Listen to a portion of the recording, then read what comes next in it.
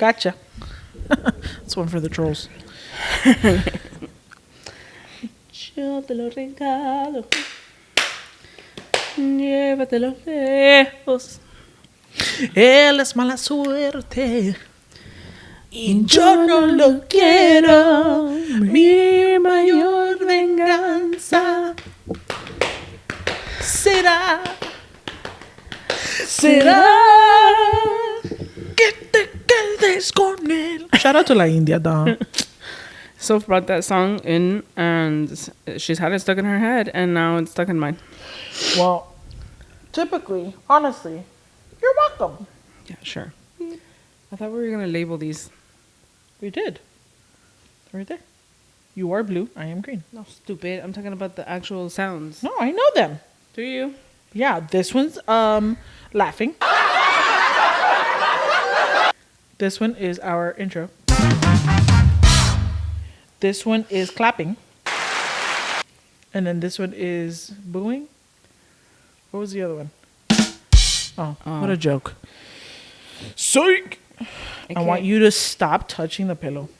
I just don't want it to look like it's like we're purposely like putting it here. But we are. Okay, whatever. Okay, well, we're just going to get started then.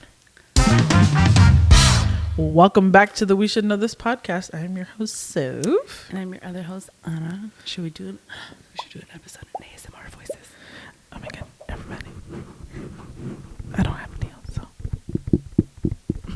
God, this is just absolutely agitating to everybody listening right now. No, I don't like it. You're the one. You get easily grossed out. Okay, well, it's kind of gross to hear somebody like. No, I will mute you. Enough. Remember, like Debbie used to. Oh yeah, Debbie. La vaca. It was endearing. Relax. Not that she was an actual cow. No, she was. She was. Anyway, how you doing, Nana? I am tired, Soph. Are you tired? I am. Of what? Of life. All I want for Christmas is a break. It's just a God break. to chill out, bro.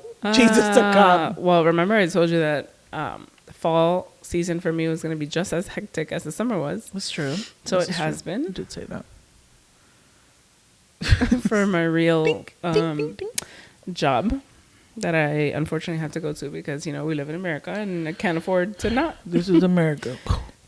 This is America. Can't afford to not have a job. So. This is very true, unfortunately. But yeah, how are you, Soph? I'm here.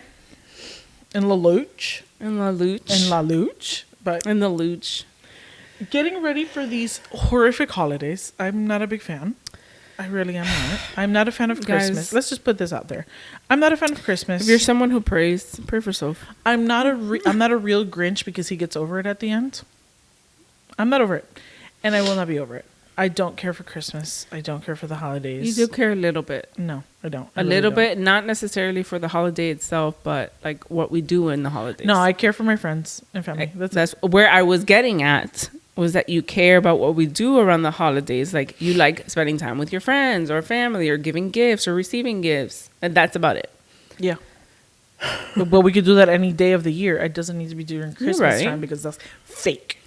Okay, well, sucks to suck because this year you're going to go with us to Mickey's very merry Christmas party. I only conceded to go to this because we all went to Mickey's Not So Scary. So it's tit for tat here. Okay, 1 year we go here, year we go here. We all like Christmas, and me love Halloween, and that's it. Okay, but like, oh well. Okay, listen. Fair is fair. We went to the Mickey's Not So Scary. Fair thing is to go to Mickey Very Merry, and next year we will be back. And Not So Scary, and then the following year after that, we'll go back to Very Merry. It depends if we can afford it. We will be affording it because we're also planning trips outside the state. This is true. This is also true. We want to go to California. We want to go to Georgia. We want to go to New York. We want to go to Chicago again, like Seattle. At some point, Europe. At some point, Europe. Yeah. In the next few years. Yeah. So, I mean, fine. Whatever. I mean, we can still afford it. That's already in the back of my mind. We'll figure it out. Okay. Well, But Soph got monies. She's gonna buy for all of I us. sure don't. No. Let's just disclaimer. No, I don't. But anyway, we are back with another lesson. With another lesson, and it's actually our last lesson for Last lesson season of 2. Correct. You guys, we're nearing the end. This is the second to last. Second to last. Second to last. Yeah, the one right before the last episode. Second to last episode. Sorry to break it to you. Of season 2. And we are making a promise to our people, and a promise to ourselves that we are not going to wait so long in between seasons. Did we promise that? Yeah, we did. We did. We discussed it, us two, We sure did. and we're going to try To not let everything to else not get let away. the people down. Don't let the people down. Don't let the people. Anyway, yes, you're correct. This is the second to last episode, and it's, bittersweet because we also deserve a break. But we are so happy with how this season came out and how it is going, pretty much. Mm-hmm. And we're thankful for you guys. But we'll leave all the sappy crap for later, okay? For like the last episode. So actually, this is our second to last official episode. Right. We might have a special release episode to end the season. Dun, dun, dun. If we can get on our ducks in a row, we might have it. This is true. So stay tuned for that. Keep in touch with our socials, and we'll be, maybe announcing something really soon or whatever. Yeah. Okay. So we have a lesson. I did it first last time, so now you will be going first. I will be going first. So in that case, Professor Anna over here. Professor Anna will be teaching me about the famous or infamous Marie Antoinette. Marie Antoinette. I know one thing and one thing only, that she got decapitated, and that's all about it. Mm-hmm. That's it. That's all I know. Executed. I know there was a movie about her with Kristen Dunst, but I never saw it. What did you say? Kristen Dunst? That's not her name. It's Kirsten Dunst. Kirsten? Yes.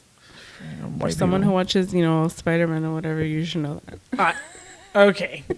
Because she was in like 3 Spider-Mans. Relax. She was she in 3? I don't know. I've only seen the first. I hate you. I hate you. I hate Only you. seen like the first. Fully seen only the first one. It's just disrespectful at this point, and we talked about this in sure last did. season, We and sure we still haven't done anything did. about For it. season 3, you're just gonna have us a video of us reacting to the rest of the Spider-Mans, because it's just rude at this point. We're not doing that. You don't dictate what happens. Okay. You're right. Anyway, we dictate, correct. And we So- says no. Okay. Whatever. Teach me about Marie Antoinette. So we're please. gonna get into the lesson of the day, Marie Antoinette. I'm actually gonna learn about this myself because I don't know anything. Wow, you're unprepared. What a surprise, No. everybody! What a surprise! I'm prepared. I just said I don't know anything about Marie Antoinette until now. Okay, so when you tell me a lesson that you want to learn, I'm going to learn about that first in order to teach you. You're literally telling me that you know nothing about this lady, and we're learning together. So you didn't prepare. I'm prepared. I got my stuff. Okay, Guys, so we're mention in gonna the start- comments. Is she prepared or not? You're not. Okay, so we're gonna learn about Marie Antoinette. Marie Antoinette, please. Marie Antoinette. First, we're gonna go with her full name because Marie Antoinette is not her full name. Marie Antoinette. I don't know if I'm going to be pronouncing this correctly. Butcher it for me. Joseph Jean. Marie Antoinette Joseph Jean. Okay. Sounds French. Yes. She was born 2nd of November, 1775. 1755, I read that wrong. Scorpio Queen. Scorpio. And she died 16th of October, 1793. She was very young. How young was she? 37.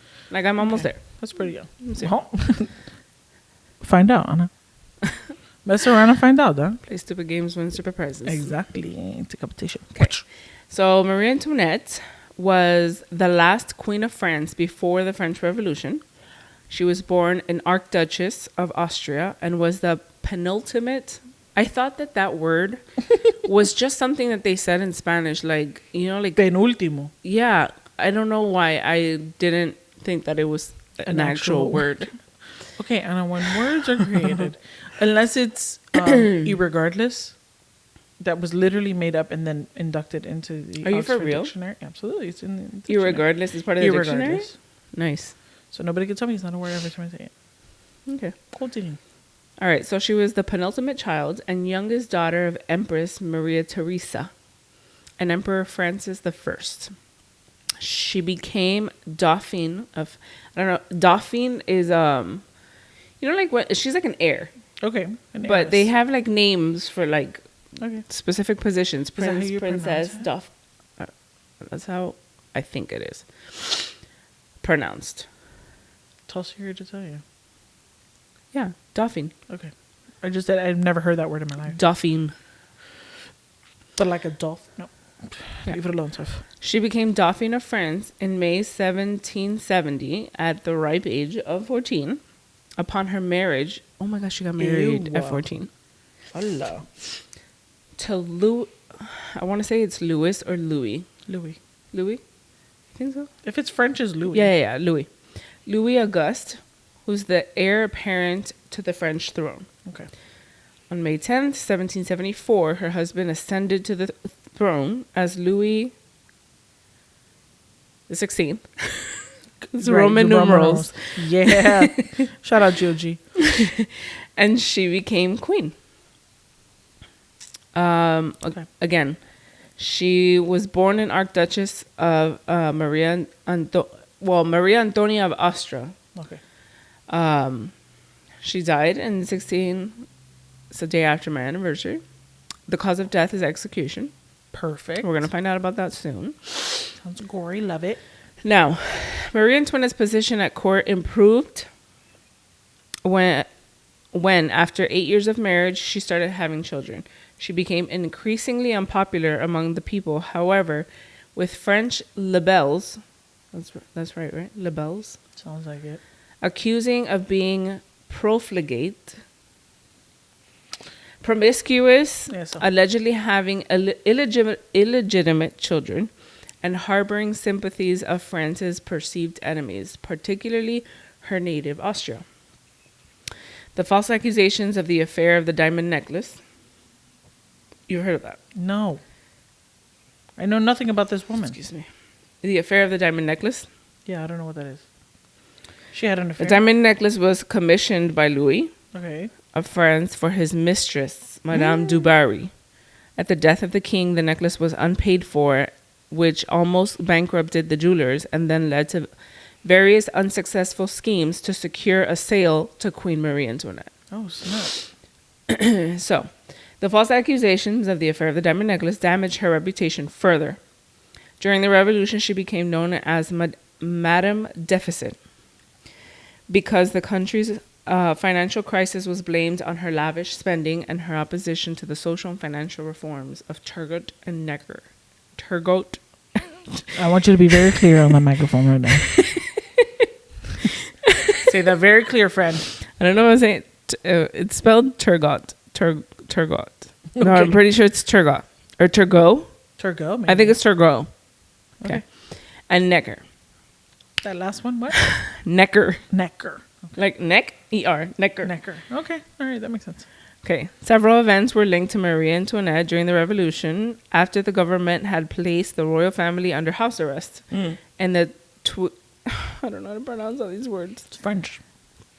Tuileries Palace. In October 1789. The June 1791 attempted flight to Varennes and her role in the War of the First Coalition had disastrous effects on French popular opinion. On August 10th, 1792, the attack on the Tuileries forced the royal family to take refuge at the Assembly, and they were imprisoned in the Temple prison on the 13th of August. On the 21st of September, 1792, the monarchy was established. Louis XVI was executed by guillotine. Guillotine. It's fine. Guillotine. On the 21st of January, 1793, Marie Antoinette's trial began 14th of October that same year of 1773. Okay. She was convicted 2 days later, by the Revolutionary Tribunal. We learned this in the Of high treason and executed also by guillotine at the Palace de la Revolution. De la Revolution. de la Revolution. Wow. Says Marie Antoinette was tried by the Revolutionary Tribunal on 14th of October, 1793. Some historians believe the outcome of the trial had been decided in advance. I mean, she was convicted in 2 days. Yeah. They came to that decision very fast. Yeah. Decided in advance by the Committee of Public Safety around the time the Carnation plot was uncovered. She and her lawyers were given less than 1 day to prepare her defense. Amongst the accusations, many previously published in the libels were orchestrating orgies in Versailles, sending millions of livres of treasury money to Austria, so like sending money from the French government. Okay. Planning the massacre of the National Guards. Thank God this is the only thing that they put translation for. In 1792, declaring her son to be the new king of France, and incest, a charge made by her son, Louis Charles, pressured into doing so by the radical Jacques Herbert. It's not Herbert because there's no R. Hebert. Yeah. Ew. Jacques Hebert, who controlled him. This last accusation drew an emotional response from Marie Antoinette, who refused to respond to this charge, instead appealing to all mothers present in the room.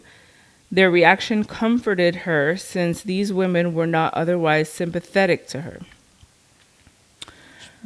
Early on, October 16, Marie Antoinette was declared guilty of the 3 main charges against her, which were depletion of the national treasury, conspiracy against the internal and external security of the state, and high treason because of her intelligence activities in the interest of the enemy. The later charge alone was enough to condemn her to death. Oh my goodness. At worst, she and her lawyers had expected life imprisonment. That sucks. In the hours left to her, she composed a letter to her sister-in-law, Madame Elizabeth, affirming her clear conscience, her Catholic faith, and her love and concern for her children. This letter did not reach Elizabeth. Pobrecita. Her will was part of the collection of papers of Robespierre. The heck is Robespierre? Who's Robespierre? He was a French lawyer and statesman who became one of the most widely known, influential, and controversial figures of the French Revolution. Sounds like a shame. So her will was a part of the collection of papers of Robespierre found under his bed, and was published by Adam Bonaventure Coutures. Mama, These are a lot of French so words. good. You're doing so good. Okay. Preparing for her execution, she had to change clothes in front of her guards. She wanted to wear a black dress, but was forced to wear a plain white dress, white being the color worn by widowed queens of France. Her hair was shorn. Does that mean like cut? I don't know. It doesn't have like a link, so I can look for it. I don't want to leave this page right now. Shorn. We'll look it up after. Her hair was shorn, her hands bound painfully behind her back, and she was put on a rope leash. Unlike her husband, who had been taken to his execution in a carriage, she had to sit in an open cart for the hour it took to convey her from the concierge via Rue Saint-Honor thoroughfare to reach the guillotine erected at the Place de la Revolution. Place de la Revolution. Why can they say Place of Revolution? Because I think it's French. De la Revolution. Sure. I don't know. Place de la Concorde. That's what it's called now, actually. Okay. The present day Place de la Concorde. She maintained her composure despite the insults of the jeering crowd. A constitutional priest was assigned to her to hear her final confession. He sat by her in the cart, but she ignored him all the way to the scaffold, as he had pledged his allegiance to the Republic. Marie Antoinette was guillotined at 12:15 p.m. on the 16th of October in 1793.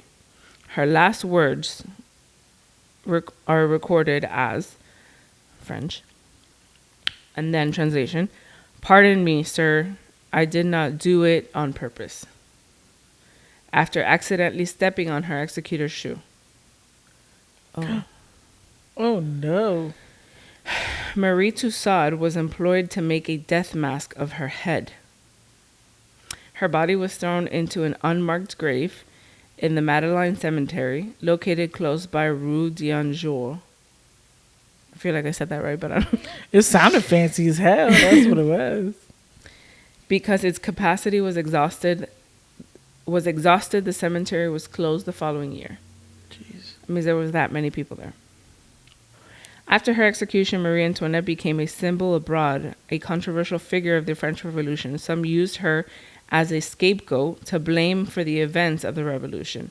Thomas Jefferson, writing in 1821, claimed that her inordinate gambling and dissipations with those of the Count d'Artigas and others of her clique had been a sensible item in the exhaustion of the treasury, which called into action the reforming hand of the nation and her opposition to it. Her inflexible perverseness and dauntless spirit led her to the guillotine, adding that I have ever believed that had there been no queen, there would have been no revolution. The quote says, I have ever believed that had there been no queen, there would have been no revolution. That's like a reach, though. Yeah. I mean, but again, I don't know anything about the French Revolution. Others were shocked by her fate and viewed it as evidence of the dangers of revolution. In his 1790 treatise, Reflections of the Revolution in France, which was written during Marie Antoinette's imprisonment in Paris, but prior to her execution, Edmund Burke lamented that the age of chivalry is gone. That of sophisters, economists, and calculators has succeeded, and the glory of Europe is extinguished forever. And now, never, never more shall we behold the generous loyalty to rank and sex. Rank, not rank. After receiving the news, Maria Carolina was the Queen of Naples and close sister to Marie Antoinette, spiraled into a state of mourning and anger against the revolutionaries. She quickly suspended protection of reformers and intellectuals in Naples, allowed Neapolitan bishops wide latitude to halt the secularization of the country, and offered succor? S-U-C-C-O-R. Okay. Succor. To overflowing number of emigrants, which I'm assuming is immigrants, Right. fleeing from revolutionary France, many of whom were granted pensions. Wow. Both Marie Antoinette's and Louis XVI bodies were exhumed on 18th of January 1850 during the Bourbon Restoration, when the Comte of Provence ascended the newly reestablished throne as Louis XVIII, King of France and of Navarre. Christian burial of the royal remains took place 3 days later on the 21st of January in the necropolis of French kings at the Basilia of St. Denis. Dennis. Wow. That's reaching, saying that she caused the whole thing, but what a way to go. Yeah. And her last words, how sad. That is sad. Not even But to her I kid. also appreciate the fact that she stuck to her truth. Well, yeah. She literally went down fighting. I don't know about, she And I tried think- to fight, but they didn't allow it. Yeah. 24 hours to prepare for a whole trial? Be for real. Well, obviously. That's I sad. mean, when we think the justice system here is broken now, imagínate back then. Yeah, but that wasn't here. That was over there, but I whatever. know. But still, I don't think that should be like that anywhere. Given a day to prepare, found guilty in 2 days. I wonder what her son thinks of her. Was he okay with her getting killed? Well, he accused her of incest. I assume He was controlled. He was controlled by this guy, so Yeah. he's the one who had to put. What a scandal. I'm trying to Uy. find. Qué drama. Qué feo.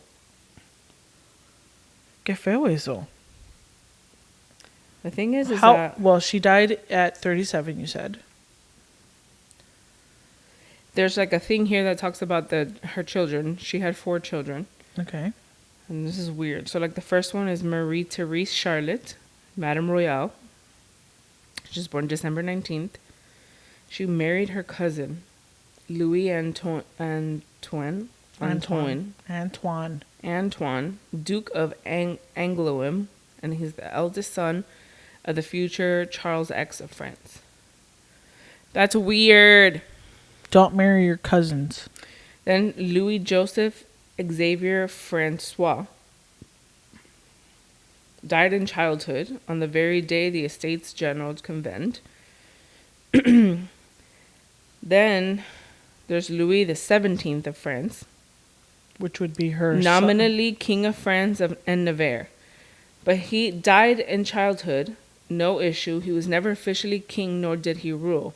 His title was bestowed by his royalist supporters and encouraged and acknowledged implicitly by his uncle's later adoption of the regnal name, Louis XVIII, rather than Louis XVII, upon the restoration of the Bourbon monarchy. Wow. And then she had Sophie Helen Beatrice. It's Beatrice with an X. I'm just going to call her Beatrice. She died in the Palace of Versailles at the age of 11 months after suffering several days of convulsions, possibly related to tuberculosis. That's so sad. So all her kids died? Yeah. So who's the one that accused her? It's this one. The one 17? Who was 17, who was the nominally King of France and Navarre. He was not officially king. Right. But his uncle then recognized him because he became 18. But he was bestowed by his royalist supporters and acknowledged by his uncle. Because he was the firstborn son. Not the firstborn daughter, obviously, because that wasn't a thing back then. Ooh, this is interesting. So, tell me now. In addition to her biological children, Marie Antoinette adopted 4 other children. Stop, I'm starting to like her. She had Armand. I guess that's what they called him, but his name was Francois Michael, a poor orphan adopted in 1776. Jean Amilcar.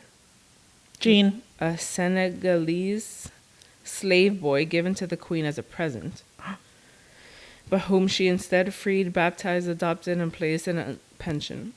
Okay. Well, I mean, she might have been a bad thing, but like that sounds really good.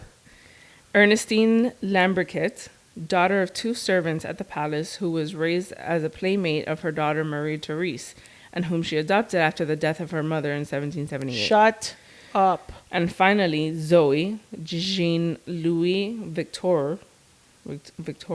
These are all in French. Whatever. It's fine. We need the first name. Jean. Who was adopted in 1790 along with her 2 older sisters when her parents, an usher and his wife in the service of the king, had died.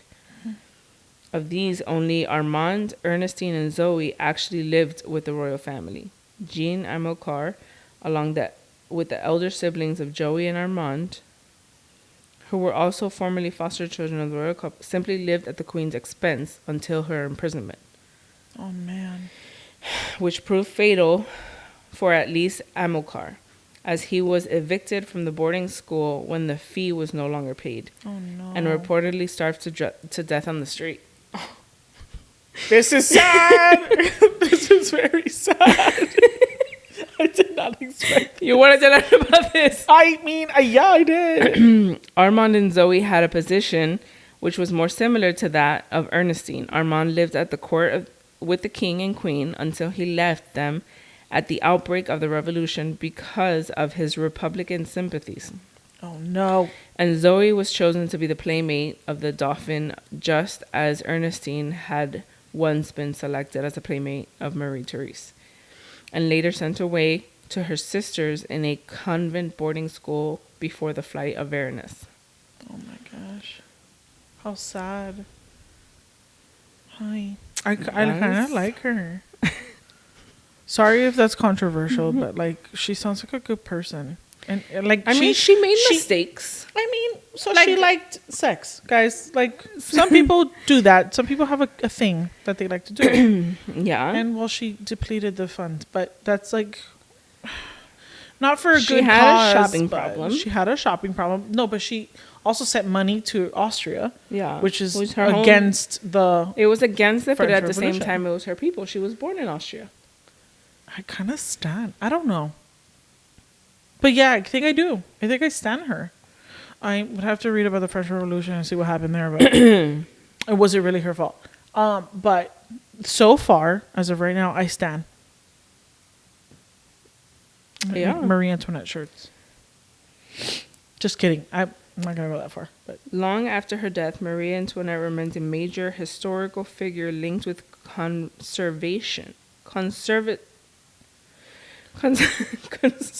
Arranca el carro, mama, que arranca. Conservatism, the Catholic Church, wealth, and fashion. She has been the subject of a number of books, films, and other media. Politically engaged authors have deemed her the quintessential representative of class conflict, Western aristocracy. Hold on. Aristocracy. Aristocracy. Say that it. word. No, say it. Aristocracy. There it is, bud. Ba-dum. And absolutism. Some of her contemporaries, such as Thomas Jefferson, attributed to her start of the French Revolution. Again, I don't know if that's good or bad. The phrase, let them eat cake, is often attributed to Marie Antoinette, but Why? there is no evidence that she ever uttered it. And it is now generally regarded as a journalistic cliche. Okay. I like it. I love cake. Yeah. Right. In the next season, we're going to learn about the French Revolution because I'm not quite sure if I like her or not. Yeah, we're going to write it down. I'm going to write it down. French Write it down, write it down. Things that we need to learn about. Things we need to learn now. Wow. What interesting facts. There's also some pictures. Not like actual like life pictures. I know They have like drawings. According of, to like, her thing, she had big hair. Like giant wigs. Maybe that, well, yes. But that's why they say her hair was shorn. I don't think it was a wig. So type in This shorn. is a picture. Allah. Mira vaya. But that's like one of those old school It pictures. looks like a bird's nest, yo. How can I save this photo? Press and hold. Oh, duh. She forgot how to use a phone. An iPhone. Shut up. Shorn? Shorn. Shorn hair. Shorn means cut the wool off. Break off or cause to break off. Okay, so they cut her hair. So So they her cut hair her was a hair. big part of it. Mm-hmm. Wow. That's tough, dawg. To cut your hair like that. That sucks. Also to lose your head. What a sad story. What is a super sad story? Well, I mean, she did great with those kids. And Yeah. I don't know. I kind of stand. You know, they also have on the internet, on Wikipedia, a picture of her signature. Like, quite literally, her signature. Que feo. Says signature. Cool. I did not know that was a thing. But yeah, that was a lesson on Marie Antoinette.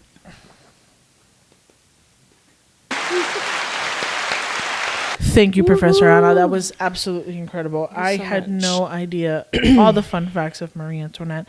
I'm going to do some research on my own to figure it out if I still like her or not. So Or maybe somebody can let us know in the comments. go ahead. Do you stand Marie Antoinette or Do we stand her or do we not? I mean, don't tell me what to do, but like, I want to know what you think. Yeah. You know? So moving on. Anna, Moving what do on. you want to learn about? So I want to learn. When I, because we share notes. We sure do. So then when I put it on the notes that this is what I want to learn about, she's like, why the hell do you want to learn about that? Like, who cares about that? So I want to know about the Headless Horseman. Do I care to know? Not so much, but I want to know why he's a headless horseman, why they call him the Headless Horseman. Maybe he does have a head. Maybe he doesn't. I don't know. Well, we're going to learn all about it. We're going to learn all about it. The Headless Horseman. So the Headless Horseman, right? Mm-hmm. First of all, it's fake. Oh, okay. Well, you know it has to be fake, right? Because there's not a person. Well, yes. Obili. Okay. Right. But I want to know, like, where that came about.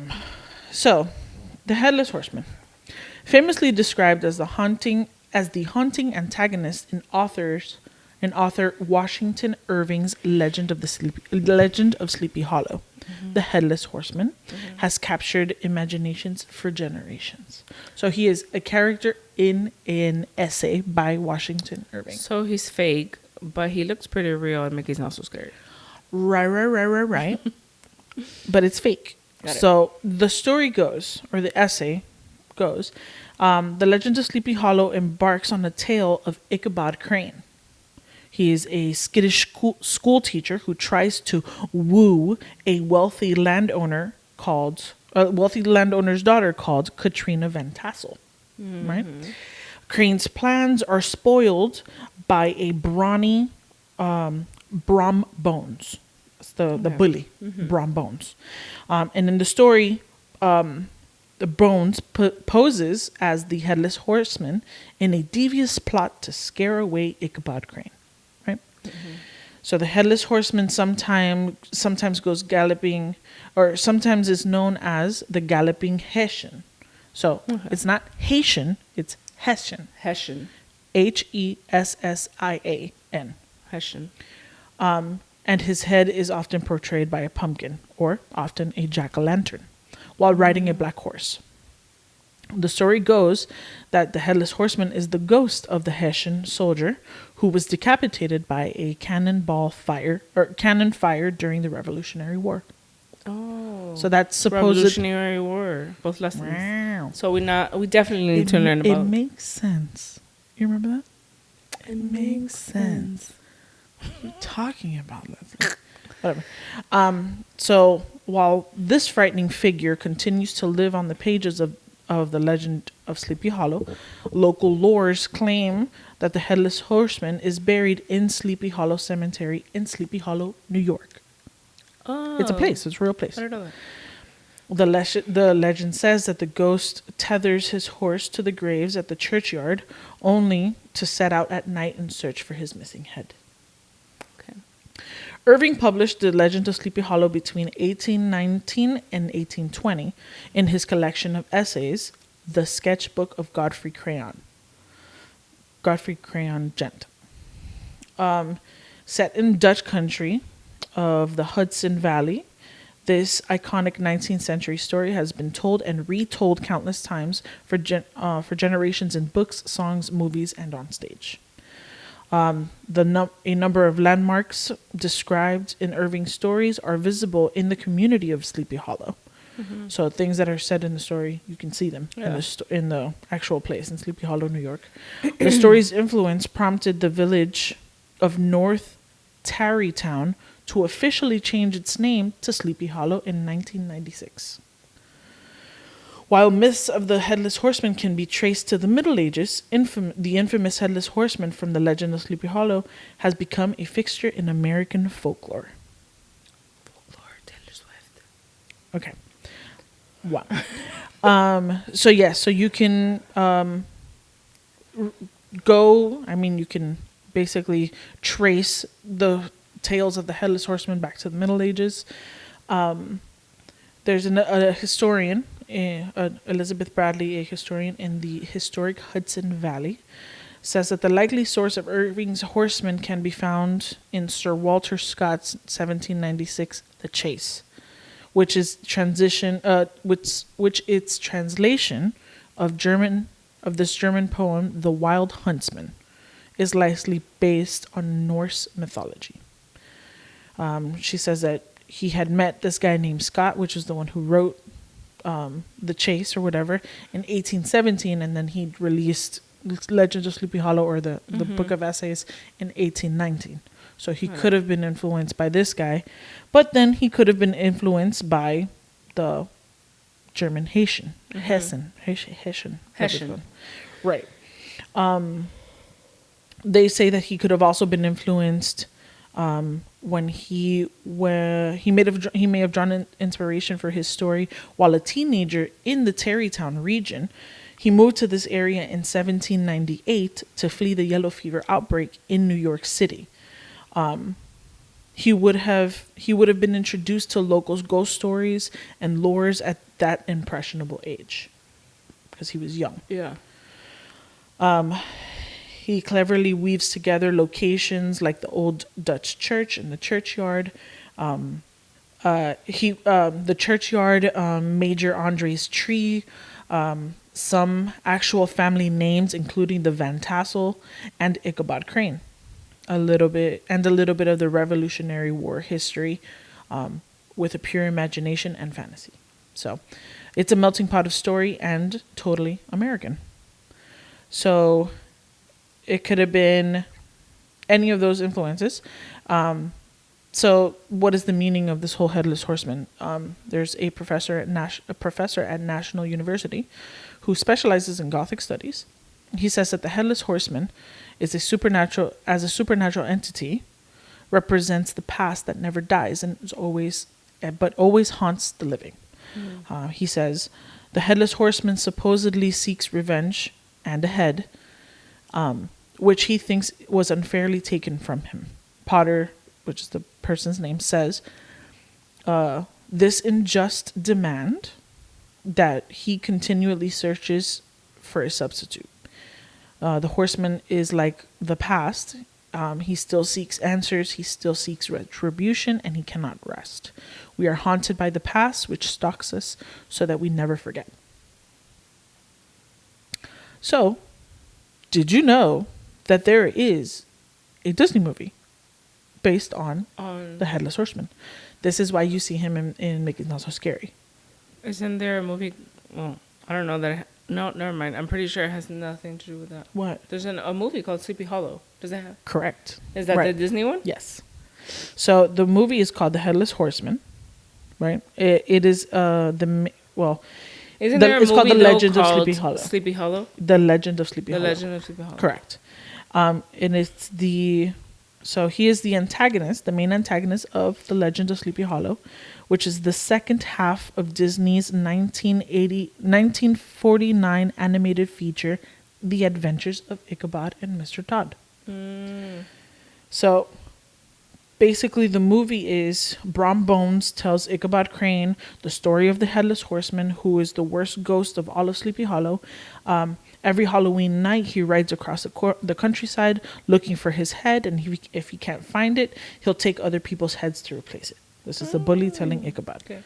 And the only way to escape him is to cross the bridge near the church, as the horseman's dark powers are limited to the woods. It's a ghost story. That very night, Ichabod rides home alone on his horse, Gunpowder. What a cute name for a horse. That is cute. And keeps imagining that he's being followed when he finds that it's only cattails bumping on a log. Boop, boop, boop. Ichabod laughs hysterically before being joined casually by Gunpowder. I guess he fell off. Whatever. But both rider and horse suddenly stop as another, more sinister laugh joins them. Both slowly turn around to find the Headless Horseman about to attack them. Sword at the ready, he gives chase, laughs all the while. So in the story, or is he actually like shown as headless? I know, like when we go to Mickey's Not So Scary, He has a pumpkin. Yeah, but he's holding the pumpkin. It's not like he looks like he's headless and he's holding the pumpkin. But in like the movie or like the show, is he headless or does he have the pumpkin on? No, he has the pumpkin in his hand. So it says here that he chucks pumpkins. Like he throws pumpkins to stop the people so he can take their head. It's fake. Slowly turns and gives him a chase while laughing. Then when Ichabod momentarily is trapped on the horseman's own black steed, he looks down at the horseman's neck to only find nothing but an evil, hollow laughter. Ichabod runs for the bridge and barely manages to make it across. As Ichabod turns around, he screams as the black horse rears up and the Headless Horseman throws a flaming jack-o'-lantern at him. Ichabod tries to dodge the horrible missile, but too late. He gets stuck in the head. It gets stuck in the head. He gets struck in the head and tumbles off of Gunpowder. The very next morning, Ichabod's hat is found next to the shattered pumpkin. However, Ichabod has vanished since Brom and Katrina Van Tassel are married. Rumors about Ichabod still alive and married to a wealthy widow in the distant country are all but dismissed, as the good townsfolk of Sleepy Hollow know he must have been spirited away, or most likely killed, by the Headless Horseman himself. So, and then there's a bunch of other cameos that the Headless Horseman makes. So he makes an appearance in Darkwing Duck, House of Mouse, Cat, All Disney movies. Mickey Mouse, Once Upon a Studio. He appears in a bunch of those, and he appears in the Disney parks, Hong Kong, Disney World, Disneyland.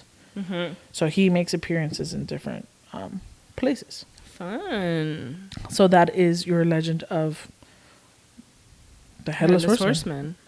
So now we know it's fake. He's not actually real. Obviously, like, we knew that.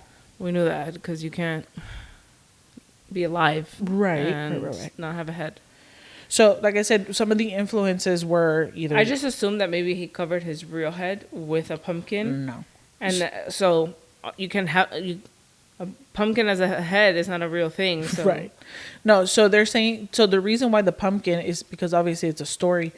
But since the influence most likely came from the German Hessian, which was the soldier who got blown up by a cannon fire on the head, it happened during Halloween time. Oh, yeah. So since that's the most likely or one of the most likely influences, since it happened during Halloween, what's more popular on Halloween than a pumpkin?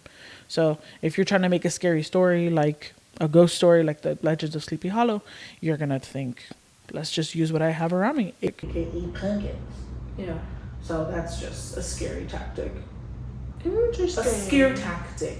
Which now makes me want to go watch The Adventures of Ichabod and Mr. Shark. Have you seen it before? I've never seen it before, but I do know that there is a ride in Disneyland called The Adventures of Ichabod and Mr. Shark. I've never seen that movie. I've never heard of it. Never seen of the Legends of Sleepy Hollow either. Me either. See, that sounds scary to me. I'm okay. See, that sounds But scary. I feel like Disney wouldn't have scary movies. So I saw It could be TikTok. suspenseful, but not I saw scary. TikTok. So it's a cartoon. It's an animated film. Oh, it's not even okay. really real. But there was this lady on TikTok who went to Disneyland for the first time. She's like, oh, I'm gonna ride everything that I can, and that ride was available. So she rode it. She came out. She's like, I gotta go to church. Gotta go to church. She's like, I gotta go to church. She's like, who said that we can ride this? She's like, you're literally being chased by the devil. Just That's the funny. Headless Horseman. So interesting. So we go watch the movie and then we go to church. Right. Why? Do you have any other question? You literally repeated me, so. I know, but now I it's like you with the na na na na na na na na na na. You're no beauty queen. That was an interesting lesson. Did you want to know something else about? No, I think you answered my only question that I had. About He's not real, and he most likely a real person influenced or whatever. He was influenced by a real person. I guess. Poor soldier who died from cannon fire to the face. Cannon fire to the face. Rest in peace, guy. R.I.P. R.I.P. But yeah, that was a fun lesson. That was our last lesson of season 3. That's right. Season 2. Season 2. I don't know. Wow, I'm ahead of myself. Have we been renewed? Have we been renewed? Apparently we have. She'll get it. It's not working. Oh no, writing error. What does that mean? I don't know if that... Oh my God, we're going to have to check this. Anyway, we have been renewed for season 3. We have been renewed for season 3.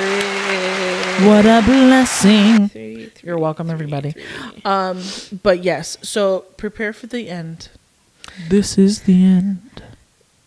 It sounded so sad. Like, Because because you made it sound as if like Okay. that's it. Like this was the end. As we go on, we Pretend it's a lighter. remember all the times we Together. spent or had together. I think it's had to get it.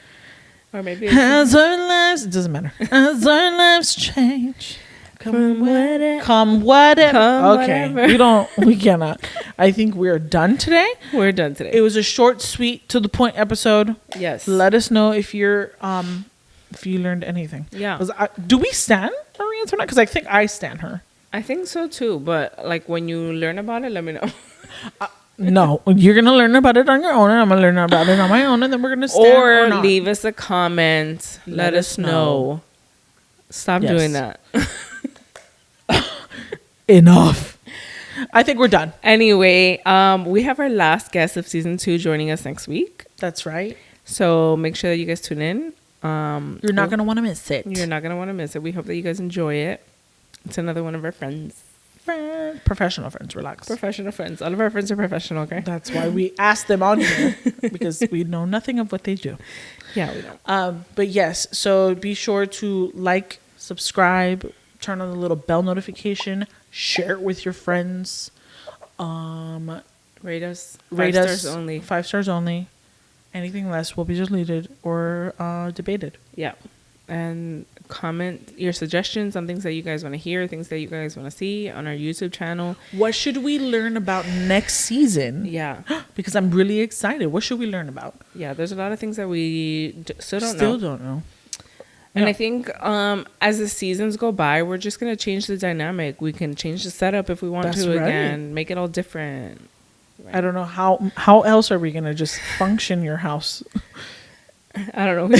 We're going to figure it out. We're going to do it outside next season. No, Yeah. we're not. No, I not regret outside, saying but- that. The moment it came out of my mouth. Ew. Not outside. No, we're not doing it outside. Absolutely not. Oiga lo que hace. Unless Tú estás it's loca. like February at 6 o'clock. Because it's cold and the sun's not out. No. But I no. want the sun.